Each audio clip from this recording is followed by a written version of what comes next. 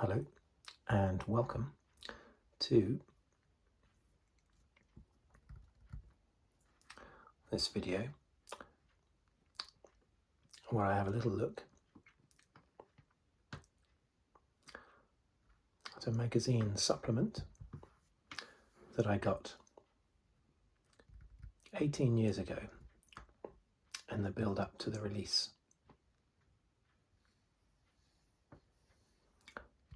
of The Return of the King, the third Lord of the Rings movie by Peter Jackson. Half of this little supplement is about the film, and the other half is TV listings.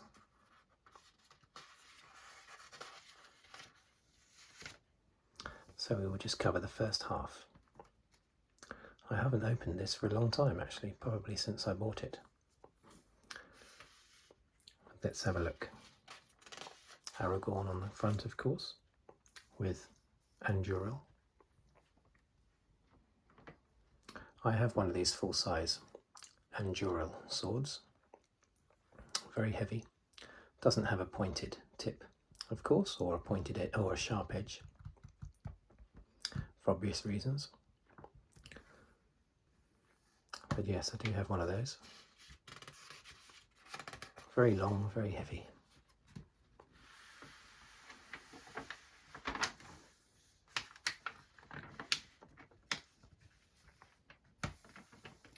I think this is in the build up to the premiere, which I think was in London, as far as I can recall.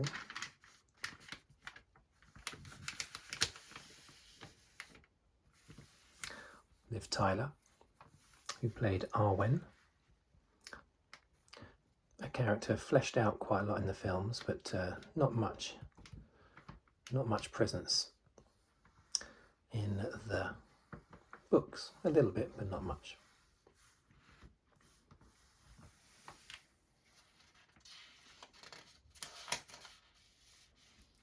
It's Elijah Wood.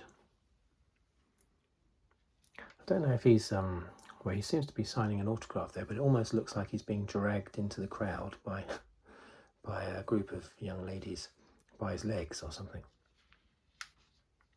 Maybe he is, and he's thinking, I've just got time to, he's a professional, just got time to do one more autograph before I get pulled into the crowd.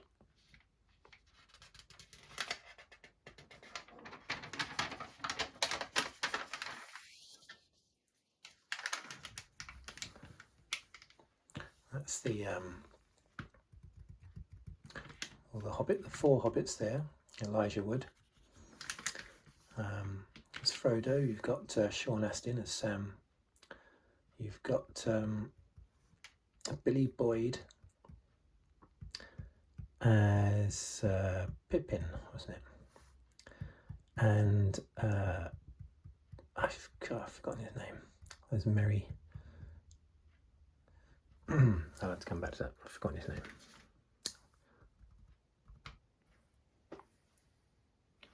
Prosthetic feet, and of course that is Orlando Bloom, Legolas.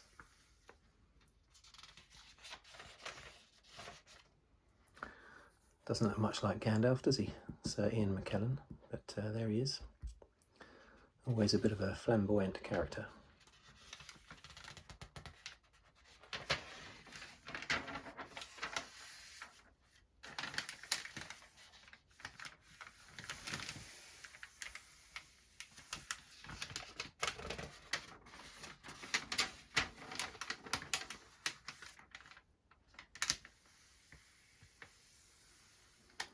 The Journey Ends. What a big film this was. Winner of 11 Oscars. Joint top Oscar-winning film,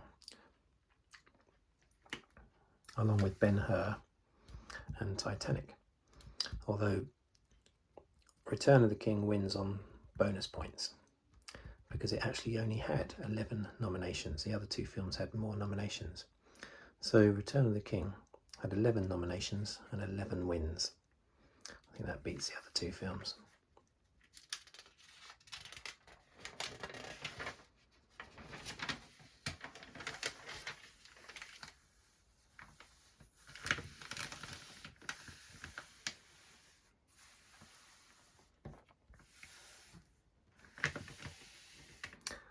The other two films got a few Oscars, but I think they were saving up all of the Oscars for the last film, which I think is a bit, well, is that unfair or not? The films were all made at the same time, so you could argue it's one big long film.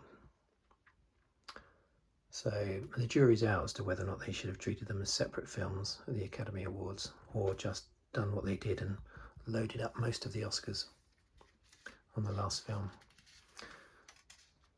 Interestingly, there were no acting wins, even though I think there were some really good performances in it. There were no acting wins.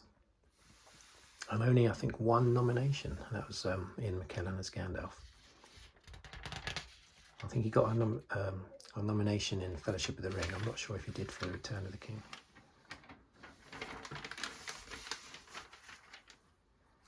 I always loved this scene. Yeah, part of this was in the trailer as well, and it always looked really, really good when Gandalf is helping Faramir get the stragglers back from the attack on Osgiliath.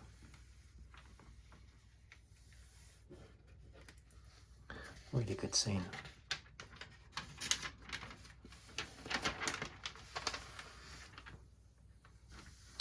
That's a bit of a scary photo, isn't it? I mean, that kid's going to have nightmares. That's obviously his dad. Andy Serkis, of course. Name escaped me there for a few seconds until I saw it there. And he did all the acting, and they did motion capture, isn't it? I think motion capture animation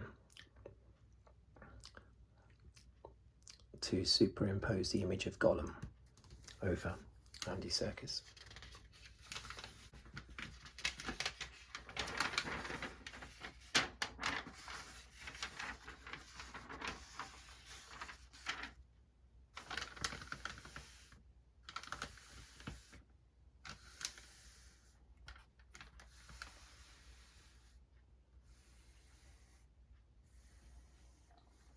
Andy Serkis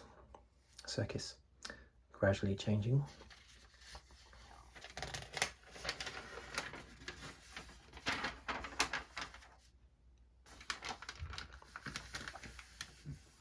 So Serkis acted out all the scenes and did the voice and everything.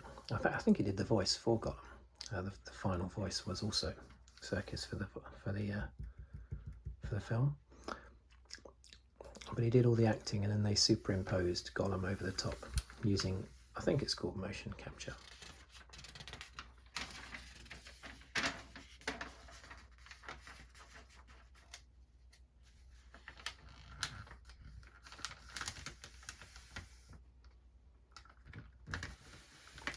Viggo Mortensen. He got so into character, they would go out for meals apparently during the filming, and he would take his sword with him. I can't remember, I think he left it in the car or something. He would leave it in the car, he wouldn't take it into the restaurant, I don't think, but I know that he would take his sword out with him because Aragorn shouldn't go anywhere without his sword. Even though it was not Aragorn, it was Viggo Mortensen going to Pizza Hut. But he made a big thing of staying in character for like the whole year of filming.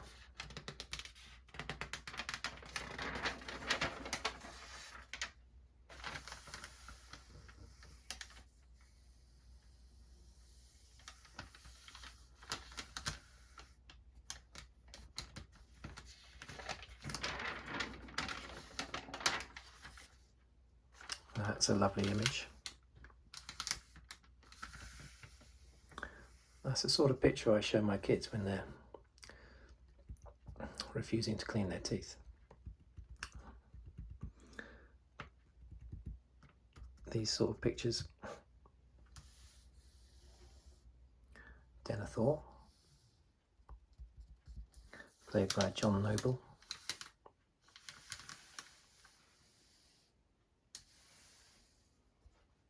Sauron, not sure who played Sauron under the mask.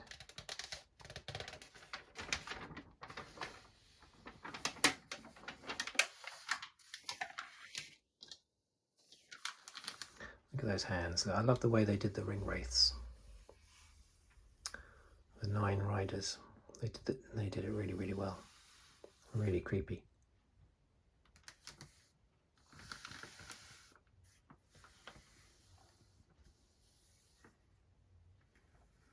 The Witch King of Angmar on top of one of the fell beasts.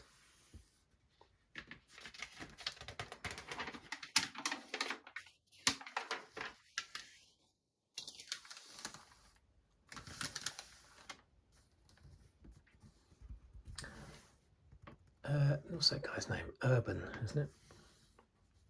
That's it, Carl Urban, playing Eomer.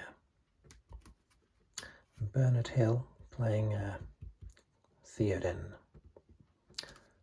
And our 2 main protagonists in the middle there.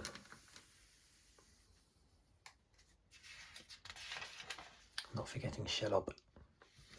They put Shelob in the book. Shelob, the episode with Shelob takes place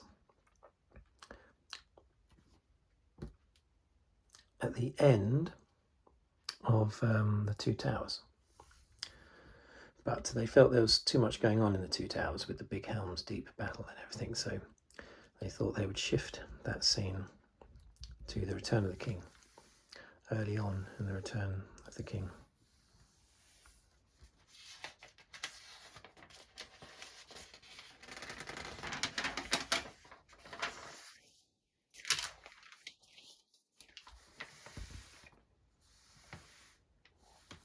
Miranda Otto playing Eowyn.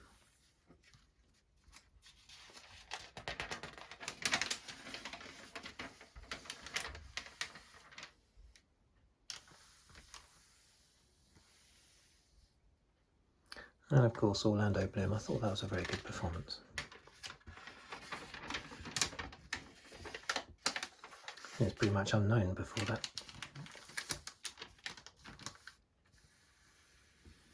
It's great battle scenes. I love big battles in films. That might sound a bit morbid, but I'm afraid I do. And I'm certainly not alone. Certainly Peter Jackson likes big battle scenes.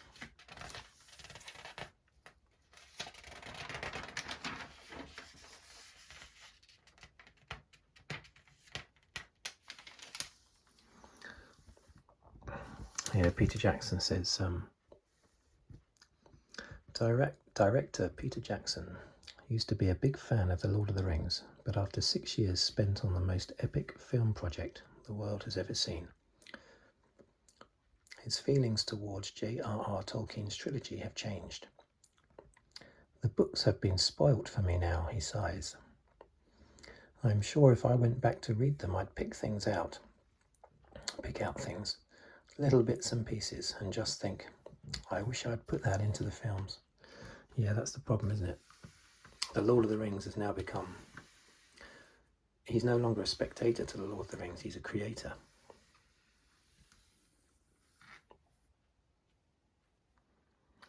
And so, yeah, I can understand him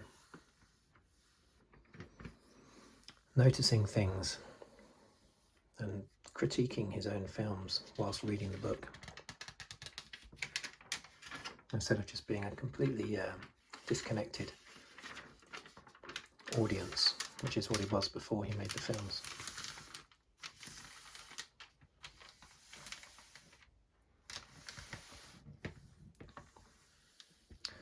Like me, he wears shorts everywhere. I've seen him wearing, like there, see that he's wearing a big coat to keep himself warm. Still got shorts on, I'm the same.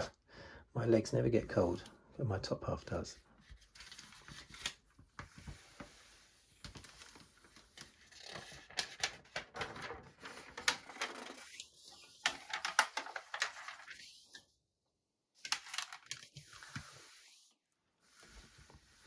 Just a little quiz thing going on there. I'm not gonna.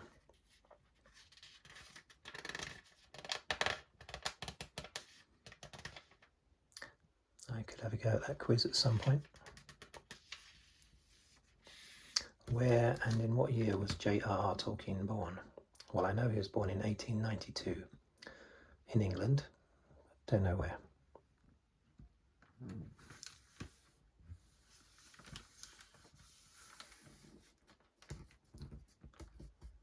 Some of the questions are easy, some of them are really hard, from what I can see here.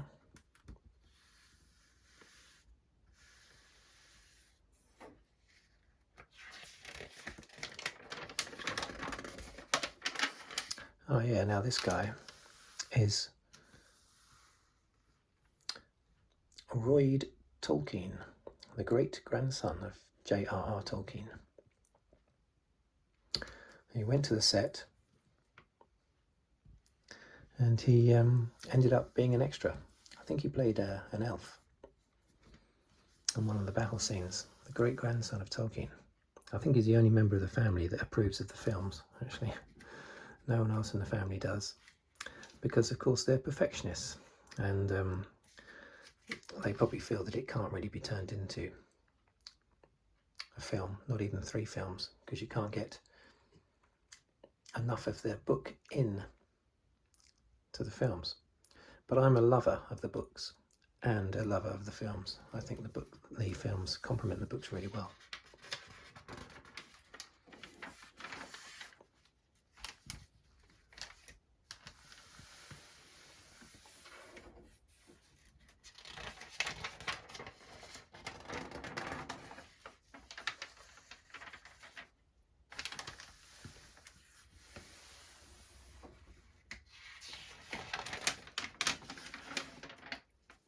Okay.